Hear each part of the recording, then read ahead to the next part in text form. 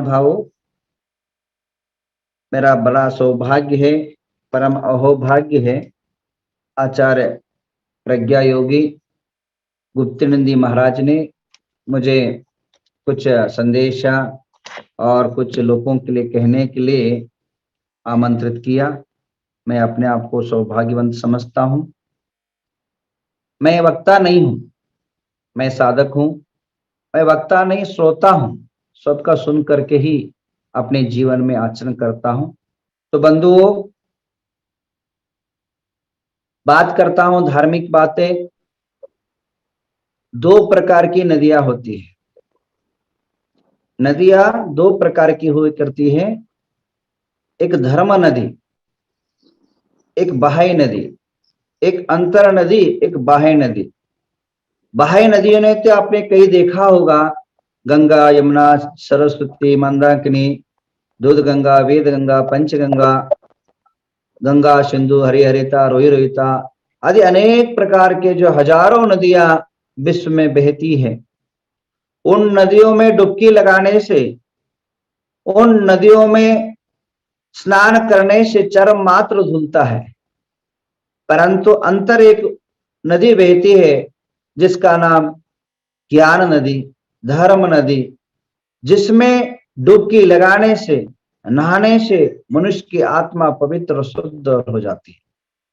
तो आपके जो धर्म क्षेत्र से निकली हुई एक नदी है, उसका नाम झूम नवग्रह आदि झूम जो चैनल है, धर्म क्षेत्र के जो झूम आईडी से एक ज्ञान गंगा प्रवाहित हो रही है। उन नदियों में और इन नदियों में डिफरेंस क्या है? उस धाराओं में डुबकी लगाने से और नदी में डुबकी लगाने से में अंतर क्या है? अगर नदी में डुबकी लगाओगे, तैरना नहीं आओगे तो डूब जाओगे और मर जाओ। और इस जो धर्म क्षेत्र से प्रवाहित हो रही है, एक साल से जो धारावाह प्रवाह, जो नदी की धारा बह रही है, ज्ञान की धारा बह रही है, उसमें डुबकी लगाओगे, तैरना भी नहीं आओगे, डूब जाओगे तो तर जाओगे और मोक्ष चले जाओ। क्योंकि ज्ञान की धारा, जीवन की धारा मोक्ष को पहुंचाती, जीवन के अंदर अद्वितीय कला को पहुंचाती, मनुष्य की आत्मिक तत्व को प्राप्त करा देती है धारा। तो बंधुओं, आचार्य गुप्तानंद जी महाराज निरंतर श्रम कर रहे हैं, निरंतर परिश्रम कर रहे हैं, दिन रात आपके लिए, आपके जीवन के लिए, आपके परिवार के लिए, आपके समाज के लिए, आपकी जीवन उद्धार के लिए जो है एक चिंतन करके, एक मंथन करके रखे, आपकी सुरक्षा संवर्धन हो, एक अथक प्रयास कर रहे। इसके लिए मैं आप सबकी तरफ से, अपनी नवग्रह क्षेत्र की तरफ से बहुत बहुत साधुवाद, धन्यवाद और अभिनंदन करता हूं। क्योंकि साधु जो है स्वभाव है कि जीवन के अंदर मनुष्य की एन केन प्रकार है ना उसका उद्धार हो। अभी बहुत निकट जो है संकट है, न जाने किसके किस समय कहां कौन संकट से ग्रसित हो जाए। थोड़ा सा सावधानी घटी, दुर्घटना आपके समीप पहुंच जाता। तो बंधुओं, मैं ज्यादा न कहते हुए यही कहूंगा कि कोविड के बारे में कुछ बोलने के लिए बोला गया था। मैं जितना जानता हूं, जितना समझता हूं, जितना आपको अवगत कर सकूं, जरूर आपके कुछ चीजें बता रहा हूं, नव आयाम आपको दे रहा हूं। इस संकट ग्रसित अपने जीवन को उतारने के लिए, इस आपत्तिकालीन समय के लिए, कोरोना कब खत्म होगा इसका उत्तर मैं नवरात्रि के अंत समय में दूंगा। अभी देना मेरे लिए सूक्त नहीं है, बट कोरोना की रक्षण के लिए कई उपाय मैं इस समय में आपको दे रहा हूं। कुछ संदर्भ में बातें करना चाहूंगा 9 प्रकार के आयाम से, क्योंकि एक वस्तु सब कुछ मैं ही सब कुछ कर सकता हूं ऐसा संभव नहीं है। कई आयामों से, क्योंकि अगर अस्पताल में पहुंचते हैं आपको ऑक्सीजन के द्वारा भी, आपको गोली के द्वारा भी, आपको आहार के द्वारा भी, आपको अनेक प्रकार के फिजियोथेरेपी के द्वारा भी जैसे सुरक्षित किया जाता है, इसी प्रकार संसार में आपको रक्षा करने के लिए मेरे हिसाब से 9 प्रकार की आयाम है। सबसे पहले आप आयुर्वेदिक की 9 प्रकार के द्वारा हम अपनी हेल्थ को बचा सकते हैं। आयुर्वेद के द्वारा पहला पॉइंट, होम्योपैथिक दूसरा पॉइंट, ज्योतिष तीसरा पॉइंट, तीसरा जो है तीसरा हो गया, और चौथा जो है वास्तु प्रकार, उसके बाद यंत्र मंत्र तंत्र के माध्यम से और धर्म के माध्यम से और पुण्यार्जन के माध्यम से, इस 9 आयाम के माध्यम से आपको अपने आप में सुरक्षित कर सकते हैं। हम बात करते हैं सबसे पहले आयुर्वेदिक। ये आयुर्वेदिक हमारे जैन धर्म का बहुत बड़ा जो है खोज है। आयुर्वेदिक के ऊपर अटूट अलौकिक विश्वास करते हैं, क्योंकि वह साकार स्वरूप है, निराकार स्वरूप है, और सभी जो है ताकतफुल है, और विश्व वापिस उसी पॉइंट पर आएगा, विश्व उसी आयुर्वेदिक के सिद्धांत पर चलेगा। आज ध्यान रखिए, आयुर्वेदिक का डिमांड इतना बढ़ गया है, आयुर्वेदिक का सिद्धांत पर तत्व इतना विश्वास हो गया। आयुर्वेदिक मेडिकल कॉलेज के लिए कुछ 8-10 साल के पहले सीट नहीं मिलते थे, आज 25 लाख रुपए देकर भी सीट नहीं मिल रहा है। और कारण आज जो है आयुर्वेदिक शास्त्र के कारण, आयुर्वेदिक शास्त्र के जो बताए हुए मार्ग पर चलने के कारण हजारों लाखों करोड़ों लोगों को जान बचा है। आज हर जगह हर एक घरों में एक आवाज ही है, कोरोना हुआ तो काढ़ा पियो, कोरोना हुआ तो काढ़ा पियो। ये कहां से आवाज निकला? ये आयुर्वेदिक शास्त्र से निकला बंधु।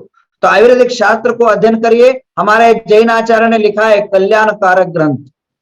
जैन धर्म के 3 जो है महान आचार्य हुए, जो 3 प्रकार के शुद्धि बताए, मन शुद्धि, वचन शुद्धि, काय शुद्धि। मन को शुद्धि करने के लिए समय सार है, वचन शुद्धि के लिए कातंत्र रूपमाला है, और देह को शुद्धि के लिए आयुर्वेदिक ग्रंथ कल्याण कारक ग्रंथ है।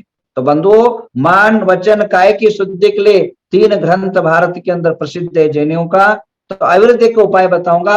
आप आयुर्वेदिक उपाय के हिसाब से जो है च्यवन प्रसाद सुबह उठ करके खाइए, आपकी मजबूत तंदुरुस्त बॉडी रहेगी। च्यवन प्रसाद मधु रहित पिए, 2 प्रकार का मिलता है, एक शहद मिलता है, वो शहद रहित च्यवन प्राश खाइए, आपको हजारों करोड़ों रोग को नाश करता है। दूसरी पर होम्योपैथिक की बात करूं, होम्योपैथिक ये हमारे जैन धर्म से फिट नहीं बैठता है ये औषधि, क्योंकि होम्योपैथी में मांसाहारी का उपयोग ज्यादा होता है, 50-50 होता है। होम्योपैथिक के अंदर क्या होता है, छोटे छोटे जो सफेद गोली होती है, सफेद गोली के अंदर जो लिक्विड डाला जाता है, उसके अंदर क्या होता है, आधा जो है आयुर्वेदिक है और आधा जो है हिंसक वस्तु से बना होता है, छिपकली, और जो घरों के अंदर जो ये मकड़ी है, मकड़ी से, कॉकरोच से, इससे जो है इसका दवाई बनाया जाता है, और वह दवाई से बनाया जाता है, और इसलिए उसको सेवन करना हमारे धर्म के लिए उपयुक्त नहीं है। तो भी एक रहित मांसाहार रहित जो एक औषधि है, जो उसके अंदर मांस तत्व नहीं है, कोई जीव जंतु का उसके अंदर ये नहीं है, उसका नाम है आर्सेनिकम एल्बम 30, आर्सेनिक M30। केवल 4 गोली खाइए डेली सुबह, कितना ही कंठ खराब हो 2 मिनट खाइए, अभी खा लीजिएगा, 5 मिनट में खा लीजिए, 5 मिनट के अंदर आपको स्वस्थ बनाने का, तंदुरुस्त बनाने का, तुरंत हेल्थ जो है बिल्कुल ठीक हो जाएगा, बिल्कुल एकदम फ्री हो जाओगे आप। एलोपैथी का इलाज है। बाकी थोड़े मैं इसको ज्यादा एलोपैथी को मैं डिमांड नहीं दूंगा, क्योंकि मैं खुद मेरा हॉस्पिटल है, देखता हूँ होम्योपैथिक के कई जो है औषधि जो है कोई उपयुक्त नहीं है जैन समाज के लिए। और इसी प्रकार हम बात करते हैं ज्योतिष के हिसाब से। तीसरा पॉइंट है ज्योतिष के हिसाब से। चंद्र को अगर मजबूत करोगे, चंद्र को पावरफुल करोगे, तो निश्चित रूपे ना आपको कोविड का कोई इफेक्ट नहीं होगा। अगर होगा भी तो कोविड आपका बाल वाका नहीं कर सकता, आप तंदुरुस्त रहोगे।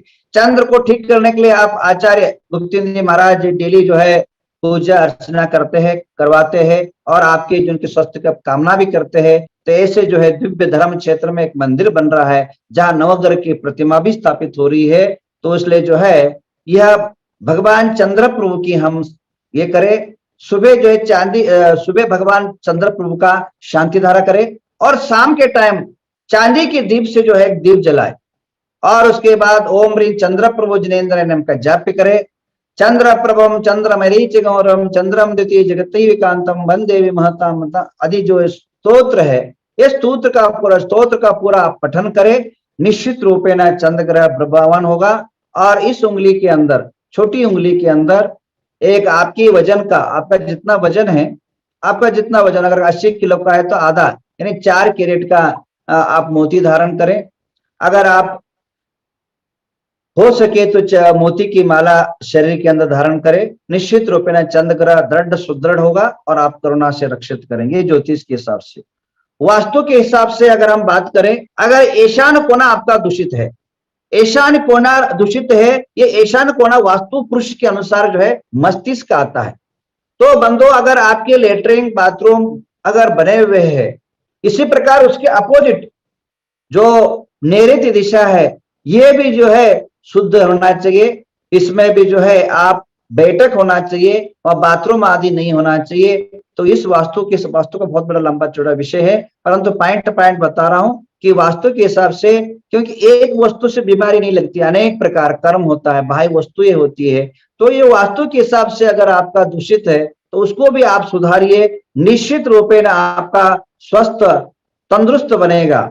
और इसी प्रकार जो है ईशान्य दिशा में अगर फुकट बिल्डिंग में अगर बाथरूम टॉयलेट हो तो ईशान्य दिशा में फुकट भी कोई दे रहा हो तो उसको मत लेना, और अगर हो भी तो उसको खत्म करिए। और ईशान्य दिशा में, ईशान्य दिशा धर्म का दिशा है, धर्म का स्थान है, तो धर्म को स्थान को पवित्र रखिए, आपको स्वस्थ तंदुरुस्त बनाए रहेंगे। मैंने हजारों करोड़ों घरों को देखा है कि जिस घरों में ईशान्य दिशा में, यानी ईशान्य दिशा उत्तर और पूर्व के बीच में जो दिशा होती है, उसमें अगर कोई टॉयलेट बाथरूम बना हुआ है, कितना ही बड़ा आदमी क्यों न हो, उसको जो है गोता खाना पड़ता है और उल्टा पटकना पड़ता है और रोड पर आ ही जाता है। और जो नीचे है वो कितना ही अगर आस्ती है तो उसका प्रगतिशील नहीं हो सकता है। यह मेरे अनुभव की चीजें हैं, तो आप जो है उसको भी आप ध्यान रखिए।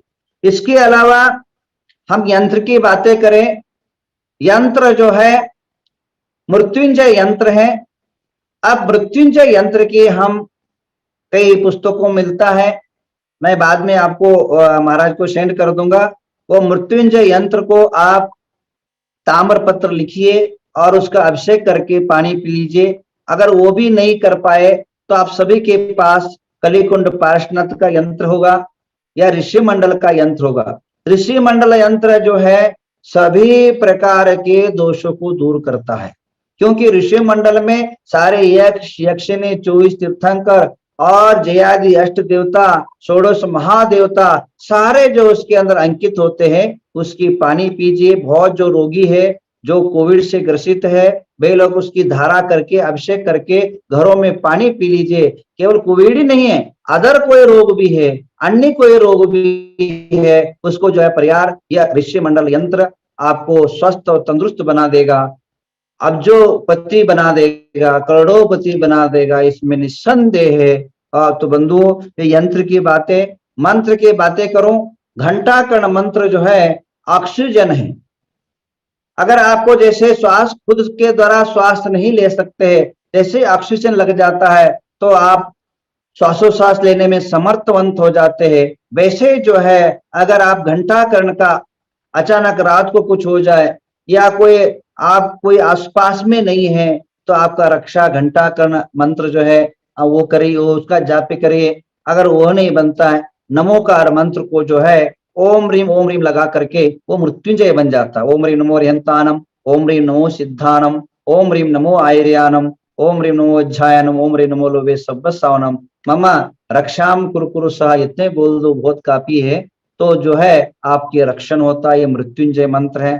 तंत्र की बात करूं, तंत्र की बात करें, एक फटकरी और एक आप हल्दी अपने पास रखिए। हल्दी जो है गुरु ग्रह प्रसन्न हो जाता है, और जिस पर गुरु ग्रह प्रसन्न हो जाता है उसको आयुष को कोई भी समाप्त नहीं कर सकता है।